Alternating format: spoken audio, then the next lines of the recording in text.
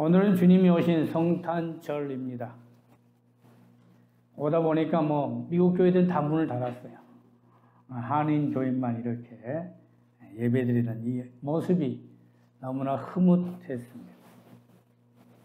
오늘 말씀 어떤 말씀을 함께 수여할까 하다가 이 말씀을 보는 중에 7절 말씀에 보면 있을 것이 없음이로라.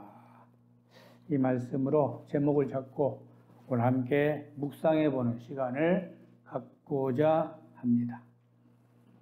저자는 복음의 사실에 대하여 육하 원칙의 보고서로 누가복음을 기록했습니다. 그래서인지 본문을 잘 보시면 당시 역사적인 사실에 대해 하나님의 섭리를 강조하고 있다는 것입니다. 그 첫째가 바로 가이사 아구스도 황제의 영이라고 하는 것이지요. 여러분, 당시 황제의 영을 어길 자가 누가 있겠습니까? 절대적인 그 누구도 거역할 수 없는 황제의 영이 내렸기에 3절 말씀에 보시면 천하의 모든 사람이 본적으로 가서 호적을 해야 했다고 말씀하고 있습니다. 그리고 또한 요한도 다윗의 사람인 고로 갈릴리 나사렛에서 베들레헴까지 가야만 했다고 기록되고 있습니다. 그런데 이 말씀을 보시면 여기 이 말씀 속에서 오늘 누가가 의도하고자 하는 것이 보이죠. 바로 그것은 이 사건은 우연이 아닌 필연으로 하나님의 섭리임을 강조하고 있다는 것을 아셔야 합니다. 그렇다면 왜 하필 베들레헴 출신이어야 했을까요? 그것은 그곳이 오실 메시아의 탄생지였기 때문입니다. 미가 선지자는 이미 700년 전에 미가 5장 2절에 오실 메시아의 장소에 대해서 예언했습니다. 제가 읽겠습니다. 미가 5장 잘 들어보십시오. 베들레헴 에브라다야, 너는 유다 족속 중에 작을지라도 이스라엘을 다스릴 자가 네게로 나올 것이다. 그렇습니다. 그것도 나사렛에 살고 있던 요셉이 그 먼 170km의 거리인 베들레헴까지 만삭된 아내 마리아를 데리고 가야만 했던 그 여정. 그러기에 주님이 베들레헴에서 나셨고 그것도 여관이 아닌 말 구유에서 태어나야만 했다고 하는 것입니다. 이것이 오늘 누가가 기록한 본문 내용의 전체인 것이죠. 그렇다면 왜 하필 베들레헴 출신의 요셉이어야 했을까요? 먼저 이 베들레헴이라고 하는 그 뜻을 보면 히브리 말로 베스 and 레헴, 이걸 합쳐서 떡집이라고 말하고 있습니다. 근데 이 그냥 베들레헴이라는 이 지명은 원래 나헬이 베냐민을 출산하다가 묻힌 곳으로 그 이름을 에브랏이라고 창세기 35장에 말씀하고 있죠. 그런데 이곳이 유명하게 된 것은 룻이 보아스를 만나서 가정을 이루면서 결국 다윗의 역사가 시작되었기 때문입니다. 오래전 하나님께서는 다윗에게 이런 약속 하나를 하셨습니다. 사무엘하 7장 12절, 네 몸에서 네 씨를 내 뒤에 세워 그의 나라를 견고케 하리라. 그렇습니다. 그의 나라 곧 오실 메시아가 다윗의 후손에게서 와야 한다고 하나님께서 다윗과 약속하셨고 그래서 유대인들은 베들레헴을 메시아가 오실 성지로 알았다고 하는 것이죠. 성경을 읽다 보면 다 나다나엘이 이런 말하죠. 요한복음 나사렛에서 선한 것이 어찌 날 수 있겠느냐. 왜 이런 말했겠어요? 베들레헴에서만 나와야 한다는 거죠. 그래서 모든 유대인들의 개념은 베들레헴에서 나야만이 된다는 개념을 가지고 있습니다. 그런데 바로 그곳에서 주님이 있을 곳이 없다는 말씀으로 오늘 누가가 기록했다면 있을 곳이 없다는 이 말의 의미가 도대체 무엇일까? 그 메시지를 함께 생각해 보고자 합니다. 있을 곳이 없다.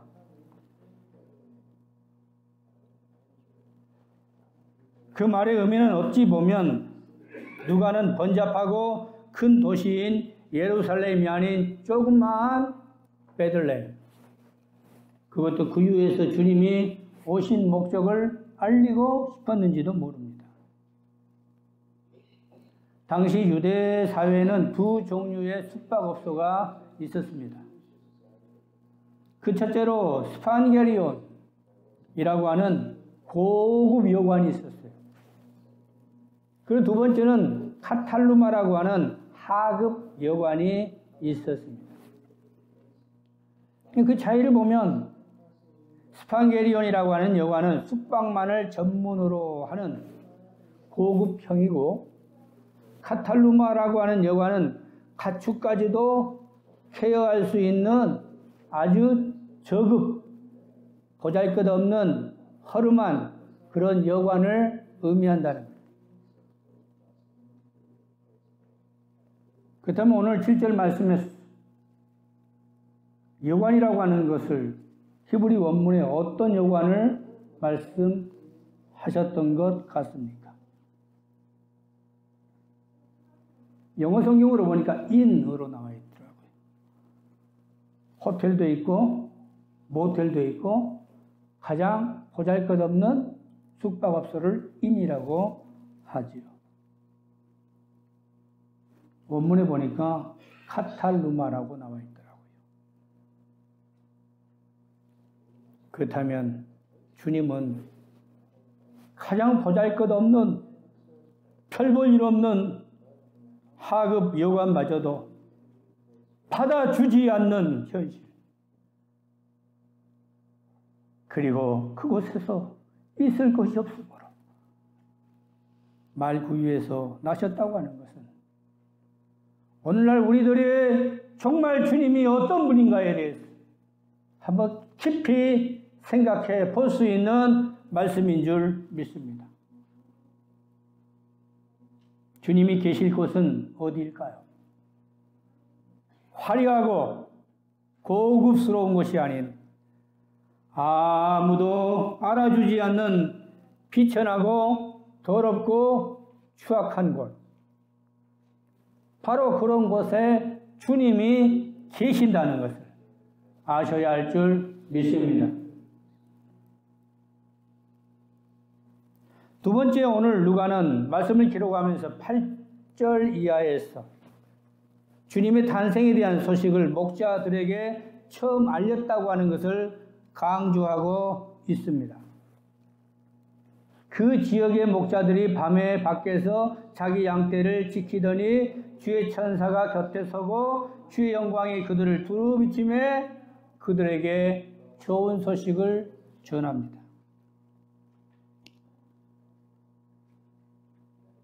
당시 유대 사회에는요, 전시하는 6개 군의 직업이 있었답니다. 그런데 그중 하나가 바로 목자였습니다.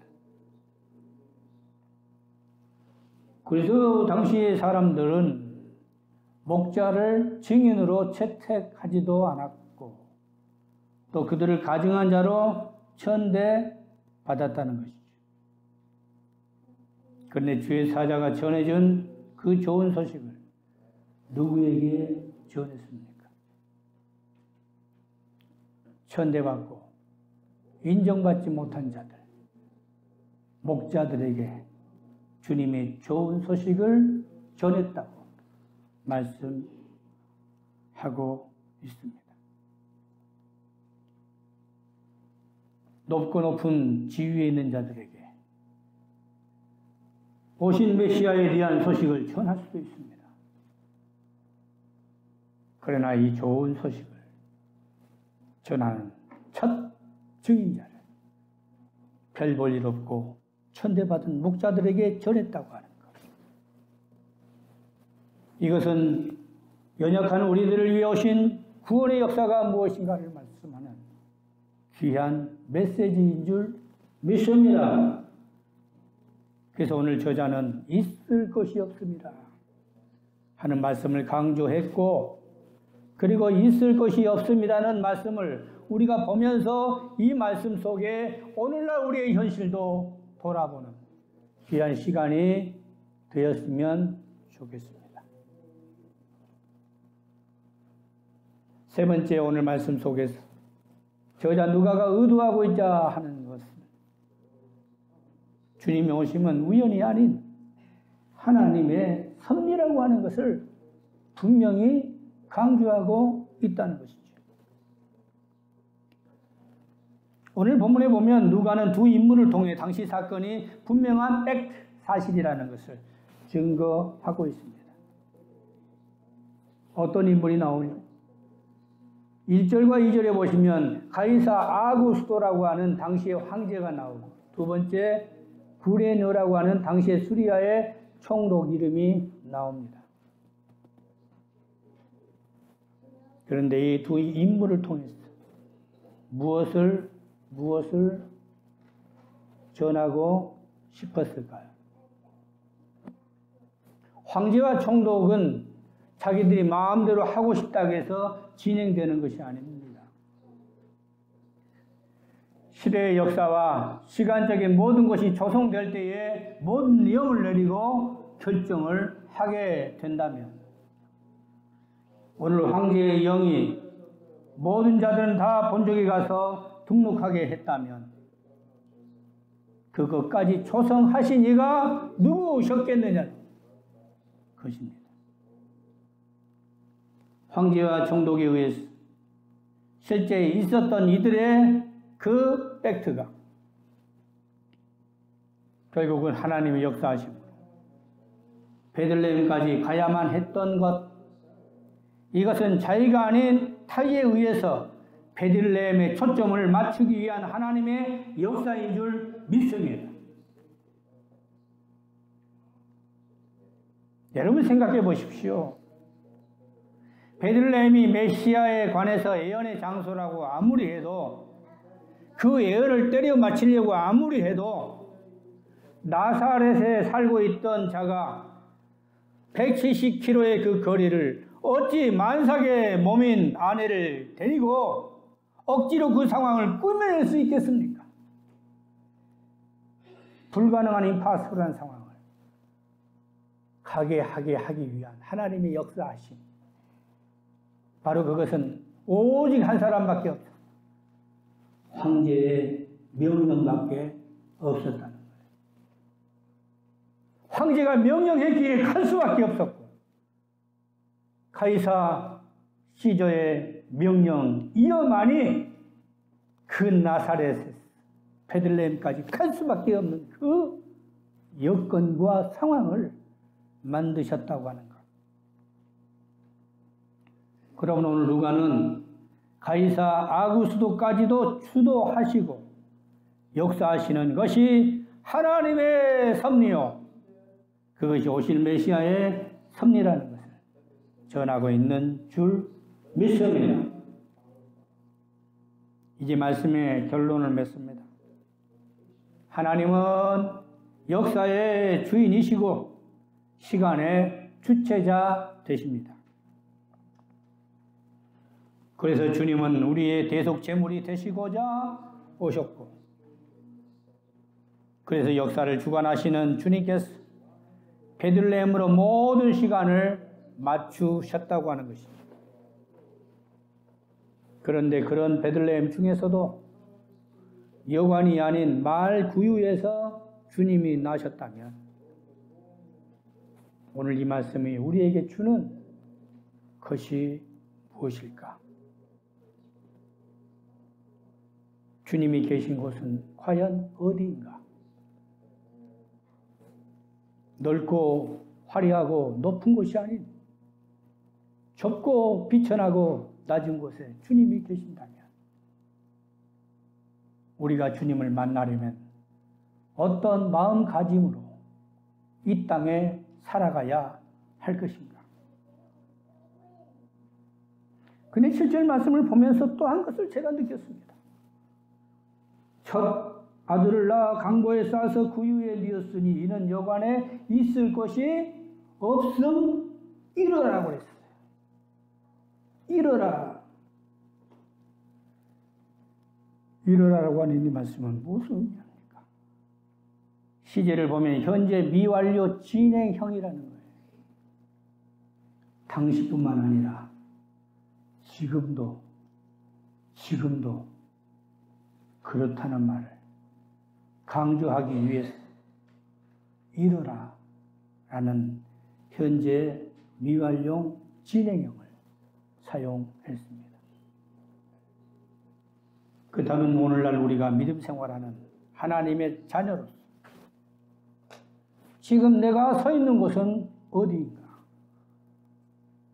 내 자신을 조용히 돌아보며 주님 계신 곳이 어디인가?